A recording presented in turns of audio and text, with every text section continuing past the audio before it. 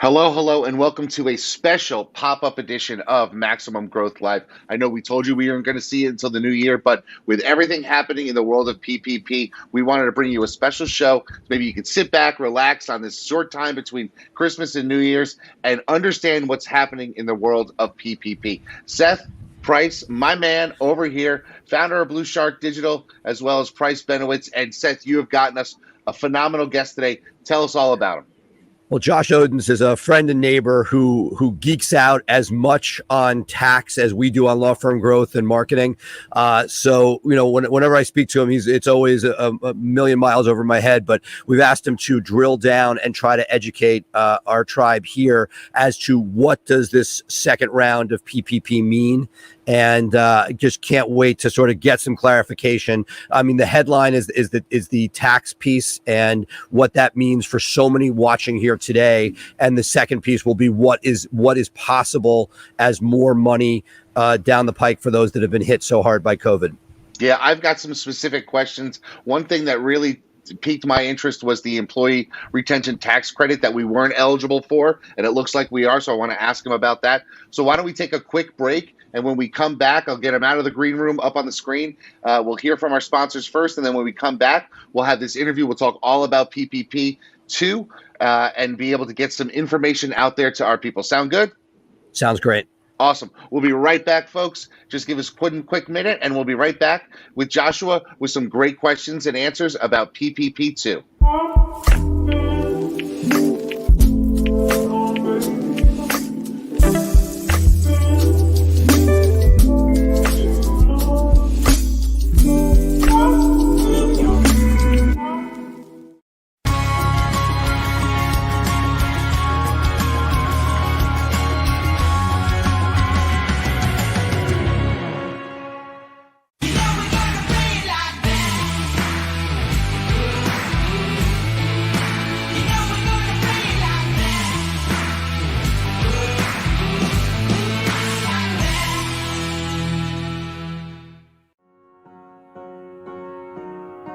In this world today, if you want to grow your business, you want to grow your firm, you want to take on more cases and make a bigger impact, you have to have a digital blueprint. Statistically, throughout the time that we've been working with Blue Shark Digital, our law firm, the Atlanta Divorce Law Group, grew over 1,400%. They truly understand where we're headed and how we want to get there. I have a team in Blue Shark Digital that I feel like has my back.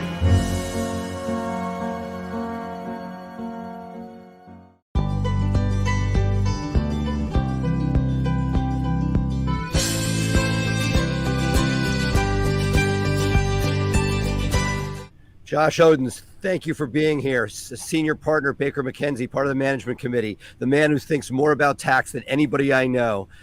We are sitting here at a time where lawyers who listen to us, lived through the first PPP. It was very valuable for a lot of people, waiting to see what this second bill finally passing is. Can you tell us, what is this skinny? First, what does this mean for people that received money during the first PPP round? Yeah, so maybe I'll provide just a quick overview of what changed in the Triple P, because there are some very important changes. So first and foremost, the types of expenses that can qualify for loan forgiveness. So there are some new categories of expenses, and I'm going to pull up to include operations. So software, cloud computing, HR, anything used to track billing. Qualifies And Josh, assume for our purposes here, given the extended window, I think most people in this audience will be able to write that everything will qualify. This is not a group. They're small business owners to medium-sized business owners. Between payroll and rent, the big thing that I think everybody's focused on right now is the deductibility of what we got. That there was a period where, until this passed, that we were concerned that you'd be paying taxes and not being able to write off the work. That is the sort of main focus of this audience. Okay, so first, the good news is that to the extent a law firm obtains loan forgiveness, that amount is not includable as income. and that's clarified. Although I thought it was clear in the original law, but apparently Congress felt the need to clarify that. Second, any amount that is forgiven also does not affect basis in a partnership. It's considered tax exempt. It does not have any other tax. It doesn't reduce tax attributes. It doesn't affect basis. It has, and it also deductions shall not be denied because of an amount that was used from a PPP loan to pay off an amount that gave rise to a deduction. So effectively, the statute overrides the guidance issued by Treasury. It's a notice that said taxpayers could not get the double benefit. So Treasury has lost that fight with Congress, and so taxpayers can, for example, take a deduction for wages, and at the same time have the loan from the PPP forgiven that was used to pay for those wages. What about there's a second category. A lot of our viewers may be solos or independent contractors where they got that 20K. Does this affect them differently in any way, or is it the same basic concepts? Same concept.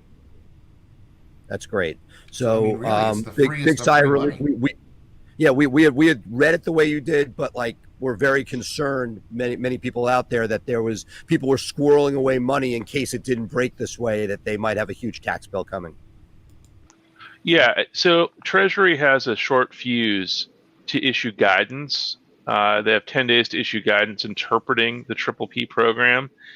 This comes at a very odd time for the government because the last window for publishing guidance is January 15th. That's the last day the Federal Register will publish.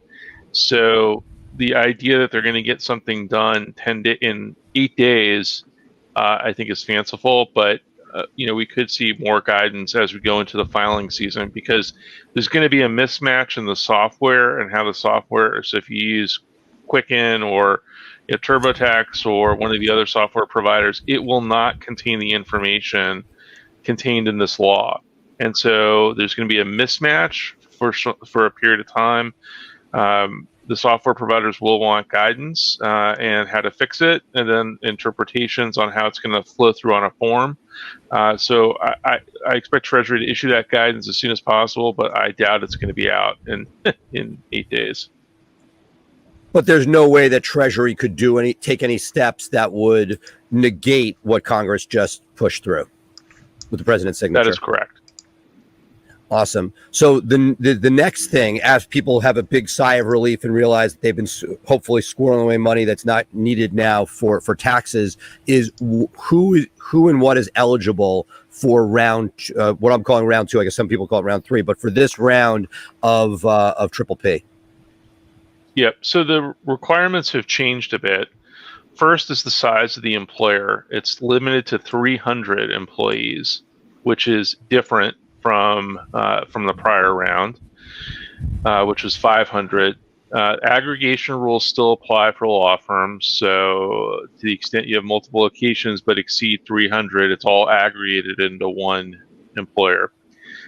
So it's 300 employees. The cap of the loan is $2 million, so decrease from 10 to 2. In order to qualify, a business has to show that it had at least a 25% decrease in profits, in revenues from between fourth quarter of 2019 and fourth quarter of 2020. There are rules for firms that if they weren't in existence, let's say you had a merger, brand new firm was created, there are different testing dates depending on when the firm was created, but basically you're comparing fourth quarters from 2019 and 2020. So if your revenues have decreased by greater than 25%, then you can qualify. So I have a question about that. No, it's only fourth quarter. There's no other quarters that they're looking at. It's fourth quarter of 19 versus 20. You don't have an option like in the other one where you could look at two different date sets. It's That's correct. Although I suspect Treasury. This is the amount of triple P issue is $806.5 billion in loan authorization. That's a huge amount, and while I think they're trying to spread it as thinly as widely as possible, I suspect Treasury could create different testing periods to measure, the reduction. So it might be you might test the second quarter or the third quarter of 2020, which may be a better comparable. Because like for retail, for example, it may not be.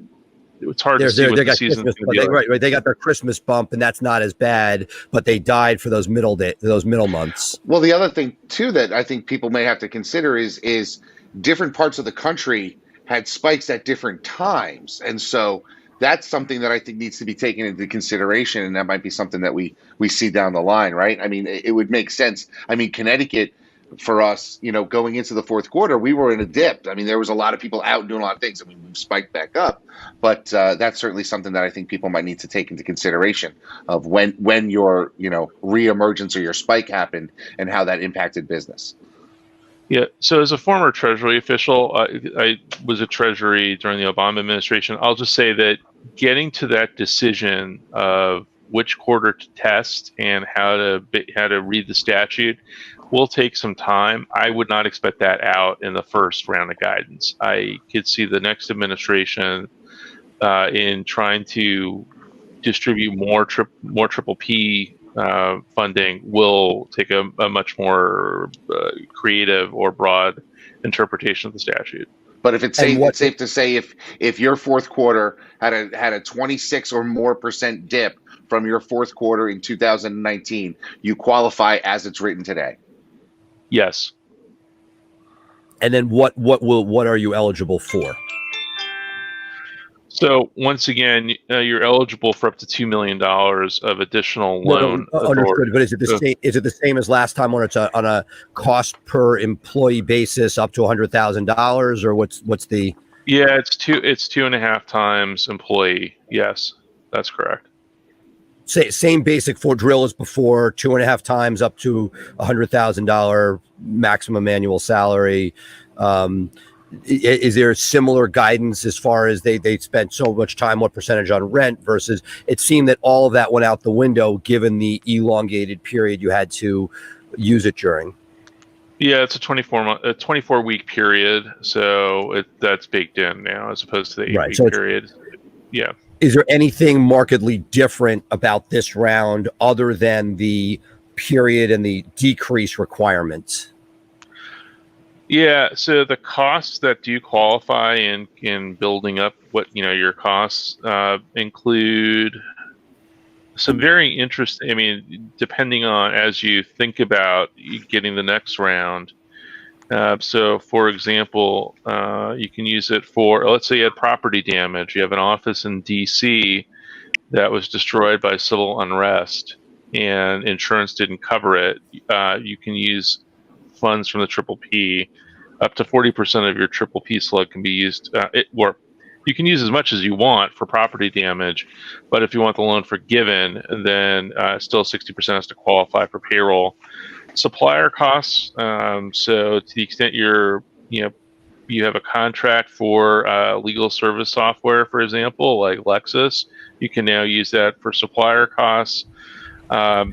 Also, PPE qualifies. Everything from physical barriers, and the statute refers to sneeze guards, air and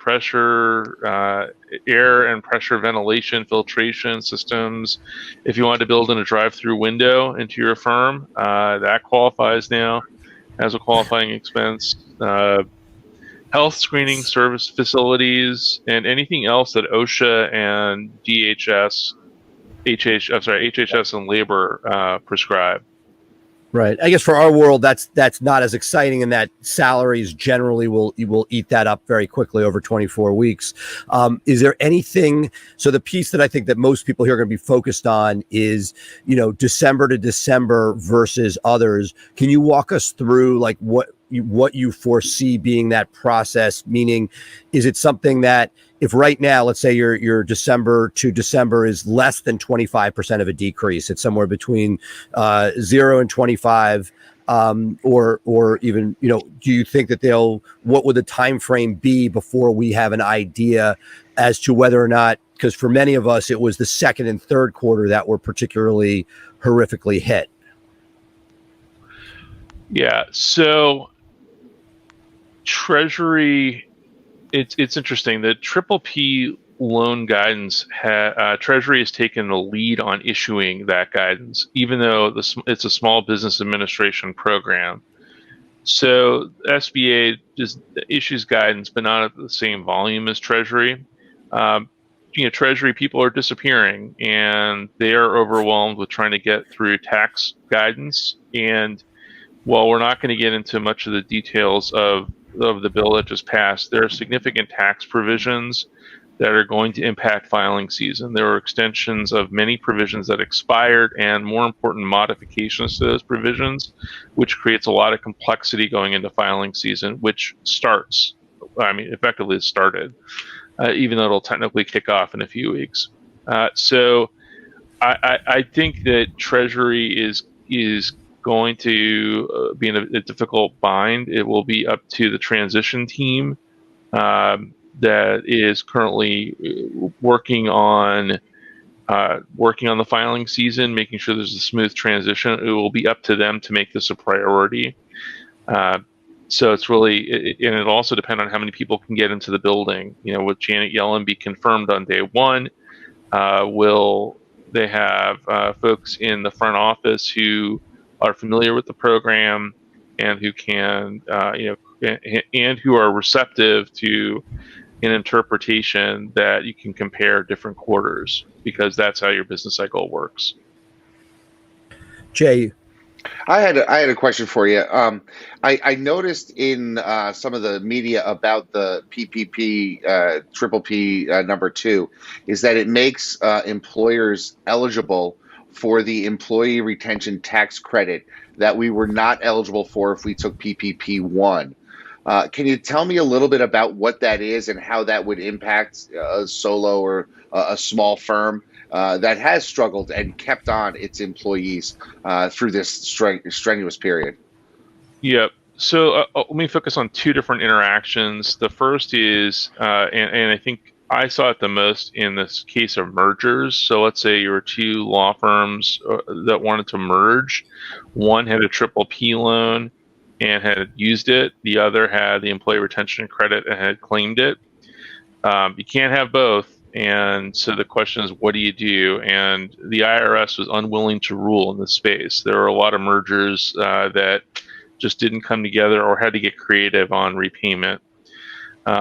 So the way that it works now is, one is the ERTC has been plussed up to $10,000 of wages per quarter as opposed to $10,000 in wages per year.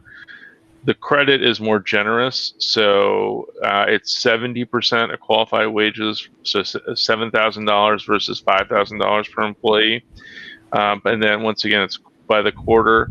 And so under the new law, a taxpayer can claim the ERTC for wages that are not paid for with forgiven PPP loans. So if you have a PPP loan but it's not forgiven, you can claim the ERTC for the amount of wages that are forgiven, that are part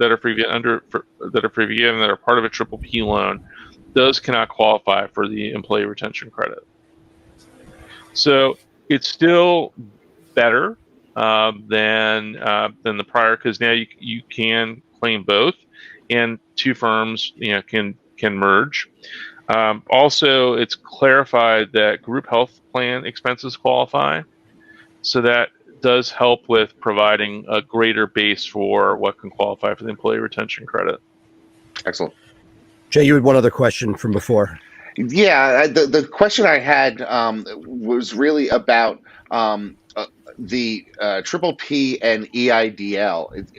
And I could be wrong on this, but when I got the loan application, all that stuff, it talked about how your triple P would be reduced by any EIDL that you had gotten.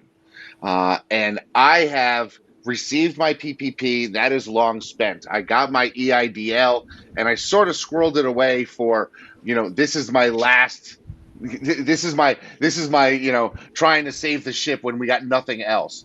And I'm wondering if, because I had that EIDL, if that's going to negatively impact what I can get from the triple P round 2, because I have been dispersed that money, and EIDLs alone, it's not going to get forgiven. But triple P would, am I in a position where I need to seek about giving back this EIDL to qualify for triple P round 2? I'm nervous about that, because I don't want to give back money that I might need to stay alive, and I don't want to spend money that I don't necessarily have to spend. Yep. So the good part, Jay, is that the interaction of the EIDL and triple P has been eliminated, so you don't have to reduce your triple P amount by the amount of EIDL advance. So that will not impact your forgiveness amount. So awesome. You're golden. But the EIDL still has to be repaid. It's not forgiven. So there is a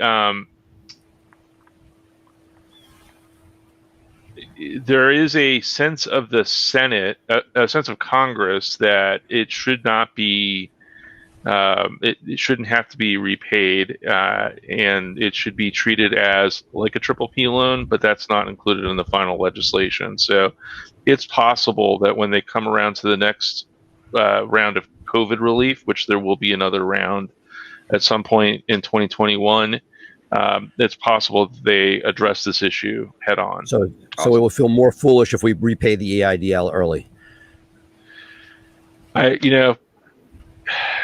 It's hard, but it definitely is. It's definitely, I probably would not repay. I would hold off and see what Congress does. Very much like, thank goodness Congress addressed the deductibility issue, because I know that's a massive issue. That's going to be for our audience. That's the biggest swing, and I hope that not, based on December to December, that not as many people will be helped by round 2. But at the same time, it's there for those that desperately need it. Yep. So also, Jay, going back to the point, if you left some triple P on the table, or your triple P was reduced because of EIDL, or you gave some of it back, let's say because you were concerned based on the inconsistent guidance from Treasury, then there's going to be a process. Treasury has to announce within 17 days of enactment a process for obtaining the differential, so you can go back and claim more of your triple P loan if you left some on the table. So that's supposed to be a fast track process. We'll see how that is outlined. So you may not have to actually reapply. You may just be able to ask, but that will depend on guidance. My final question on the EIDL is, if somebody did repay it, can they somehow get it back? So I am not I'm not an SBA expert. There's nothing that clarifies that in the new bill. So I'd have to look back at, and right now it's moot, because right now it is unless something changes, it still needs to be repaid. Yes. Gotcha. Awesome. Jay, you got anything final? No, I think this really sort of encapsulates everything. I think, over the next 6 to 12 weeks, it sounds like we're going to be getting a lot more guidance, and that's really going to be something that people have to pay attention to. It's not something where it stays frozen in time. Is that fair to say that this thing is definitely a moving ball, and as things crop up, they will address those things in future guidance or future legislation? Yeah, I think that, legislation is going to be hard, unless and until Congress reaches compromise on the next round of COVID relief. What I would expect to see, one, guidance implementing any changes in the triple P, and that we'll see hopefully before this administration leaves. Tax, I expect tax will take a little longer because of the hundreds of pages of tax provisions contained in this bill, and so I expect we'll see some guidance, for the filing season as soon as possible. But probably it might be until February before we see changes to forms and whatnot. So there will be a mismatch or incorrect guidance in the tax forms addressing deductions, employee retention credit. Actually, ERTC is likely to be fixed quickly because it's a quarter by quarter base. It's it's going to be determined on a quarter by quarter basis. It's relatively easy, and it rolls up with employment taxes. Whereas the filing requirements may be a little more challenging. So I would, talk to your tax provider, or I wouldn't trust the software unless you see some update that it says it takes into account changes to pursuant to the act. I have one final question, if you don't mind. We talked about this 25% year over year, 19 to 20. How am I going to have to document that, or in your experience, or by your best guess? Because I'm not going to hold you to anything. You think I'm going to have to sign an affidavit? Am I going to have to provide a P&L to my banker and have that attached to my application? Because I'm just curious if I can start assembling my paperwork now to be ready to go forward. I know if I look in my QuickBooks and I run year over year, it's going to show, pretty easily that I lost more than 25% in the fourth quarter. I know that just by knowing my numbers. But what am I going to have to do to prove that in order to qualify, do you think? Probably, yeah. And look, this is where it's more of a banker's question. What would a bank do in order to establish, what type of substantiation they're going to require? And so I think looking at your books and putting together the P&L will probably be sufficient. And that led me to my final question, which is, what about divisions? You talked about law firms merging. If a division within a firm took a big hit and another didn't, is there anything that would allow you, or it's just the overall entity? It's done at the entity level. Yeah, it's defined as employer, which is it's the entity. I don't want to say entity. It could be several entities, but if they're all related and they're defined, whatever that group is, together. Okay. That whole group. So yeah. Well, look, this has been very illuminating. I think back to when the first round happened at the beginning of COVID. We were, it was all over the place. You felt very helpless. You didn't really understand what was going on. To have this clear, concise understanding with some nuance of what to expect next is much appreciated, Josh. And please keep us informed as things roll out over time. Yes, thank you so much. Jay, Seth, thanks very much for having me. Excellent. Hi, I'm Jay Ruane, one of the founders of FirmFlex and a practicing attorney for over 20 years. Anyone who knows me knows how my firm runs on the systems we create, and it has allowed us to flourish, even in tough times. I spent years and hundreds of thousands of dollars until I finally figured out a way to engage my audience and drive top-of-mind awareness with social media. And what did I do once I figured it all out? I built a system for it, and now you can put that system to work for you. You see, we took the hard part, creating the content and finding the images, and made it foolproof. Every day you will have curated social media topics to post designed to make your firm constantly remind your audience about your firm, what you do, and how you can help. And the best part? You don't even need to hire a dedicated social media person to do this for you. In fact, you don't even need to hire anyone new. We designed the system to make it easy for you to delegate to your receptionist, assistant, or paralegal and have them execute solid social media for you in just 5 minutes a day. It's like having a content writer, researcher, and graphics designer at a fraction of the price it would cost to hire in-house. Sign up today for the Social Super System and start building your brand where your clients already are, on social media. Man, Seth, I got to tell you, walking into the last couple of days of the year, I am buoyant. I feel a lot better after having that conversation, getting some answers to those questions that I think will make a difference to the viability of my firm going forward. And just, talk about being an up, and we talk about it, the roller coaster over the course of the year. I'm ending on a high note because I think, this next round of PPP is going to help me. What are your thoughts? Well, first, I think the headline here, I hope that those that need it can get a second round. But I think that for somebody who's looking at the tax implications, as Josh mentioned, the original idea was that it would be deductible. When people realize what they would have owed, I think that the proverbial shit would have hit the fan. So the fact that is clarified, that we had escrowed monies, tremendous amounts of money that had to be saved to pay taxes on, that to me is the biggest headline. If not another penny comes, so be it. But Yeah. to sort of getting some clarification, and it sounds like, as we saw last time, work in progress. A lot of people went and spent in the 8 or 12 weeks everything in order to get things done and didn't necessarily spend it wisely. So that's why the tax, people spent money from the first round in ways they might not have, given that it elongated the weeks to spend it. So I'm very thankful that it is now not a taxable event, or that you can deduct that money. But I think that the exciting part for us to watch is to see what is eligible for round two. It sounds like for you, you're going to be able to show a 25% decrease. For many of us, more than that.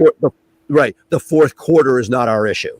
Right. So for many of us, we figured out how to retool, and that the fourth quarter may be less than 25% or even a slight gain, but that there are those middle quarters that were devastating. So if somebody went hypothetically fourth quarter of last year to second quarter of this year or something like that, those permutations were very different. It'll be interesting to see, because with everything they do, you saw this in the first round, everything you do has an unintended consequence. And so here, you talk about retail. Some of those guys got a bump with Christmas. People finally started spending again, maybe. But there were some deadly, deadly months in the middle. And how will this play out? We both know that there's always going to be somebody raising their hand saying, hey, can you push in this direction? And we'll be certainly checking back with Josh to see, does that definition of what timeframes you're looking at get changed over time?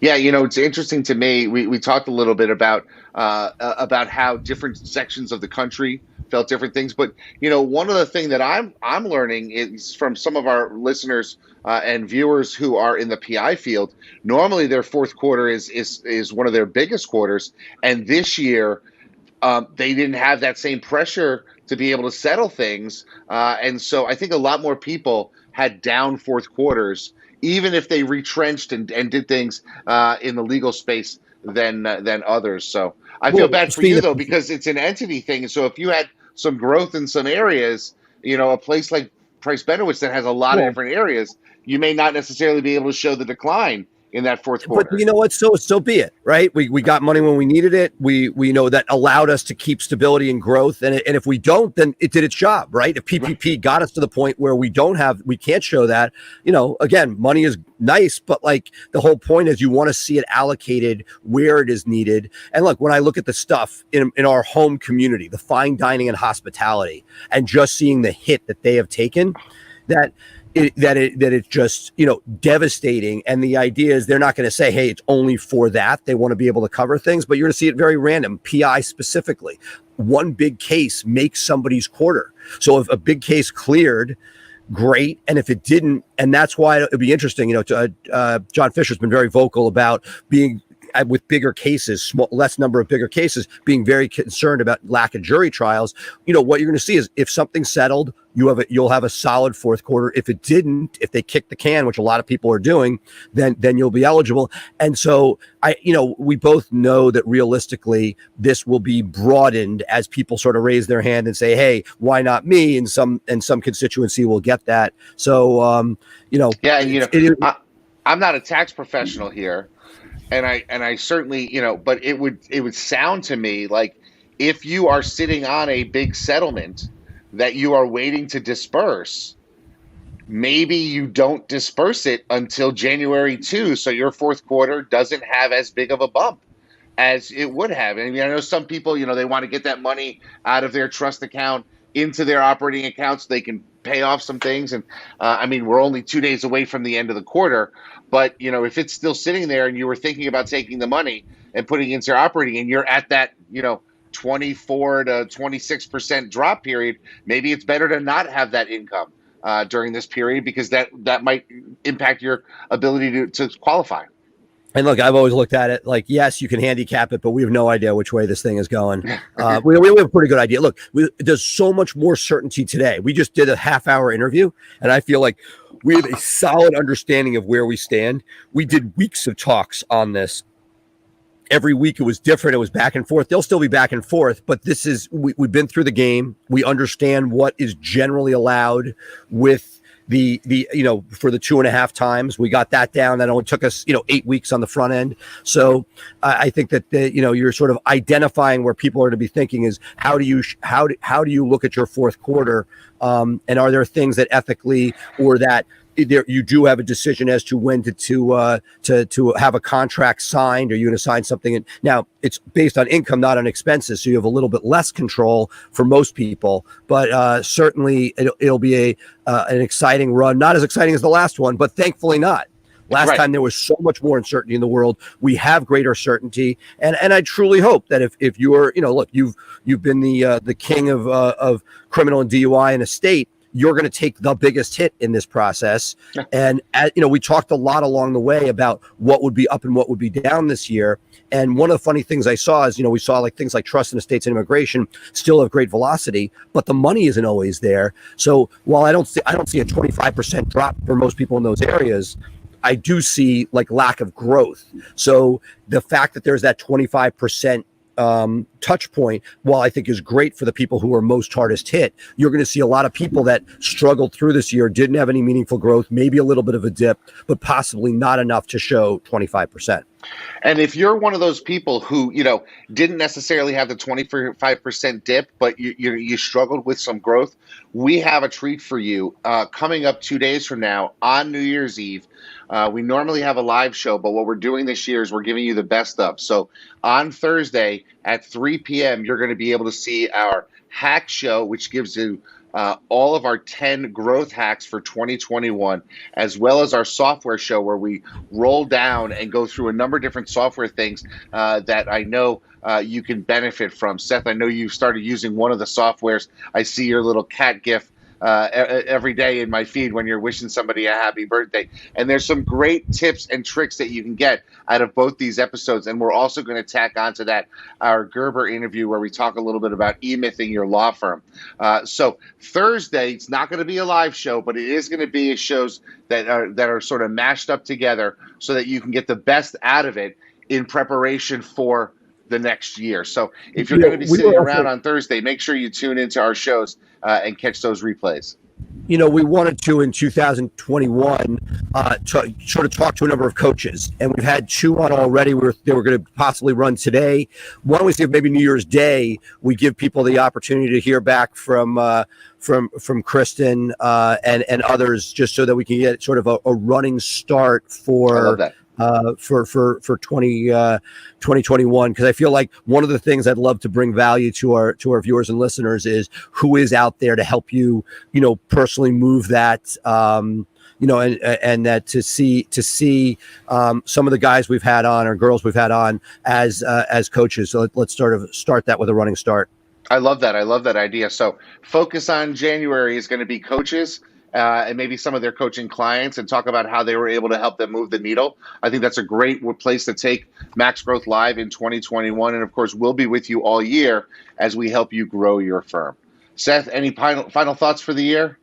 No, it's been an incredible ride. I'm glad to have had you there as a co-pilot and to be able to walk through this together. From the early days of is the world ending as we know it to okay, this is the new normal. The pleasure and privilege to be able to to talk to everybody and get their feedback on what I've really enjoyed doing. And I feel like the things I've taken away from my own firm and company have been tremendous. I feel like I've gotten just as much as I've given here.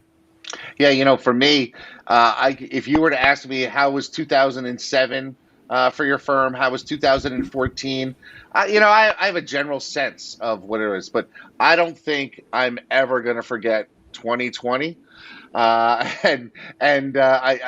take that as sort of as a badge of honor that I have persevered, I have made it through. with your help, with the help of our audience, and I thank you for that. It's definitely been an exciting year as an entrepreneur and as a law firm owner. There's a lot of cool stuff out there. I was able to make some great additions to my team, make some great systems in our office, because I love systems. In fact, I was building one earlier today and documenting it all. This is just old habits die hard. But with that, I think we're going to leave you. He is Seth Price. He is in Del Boca Vista. He is enjoying the sun before the new year. I'm here in cold Connecticut. I am Jay Ruane, and we are Maximum Growth Live. Thank you so much for being with us. Happy New Year, folks. Be on the lookout for our best of shows that are coming up over the next couple of days, and we'll see you again next time on another edition of Maximum Growth Live. Bye for now.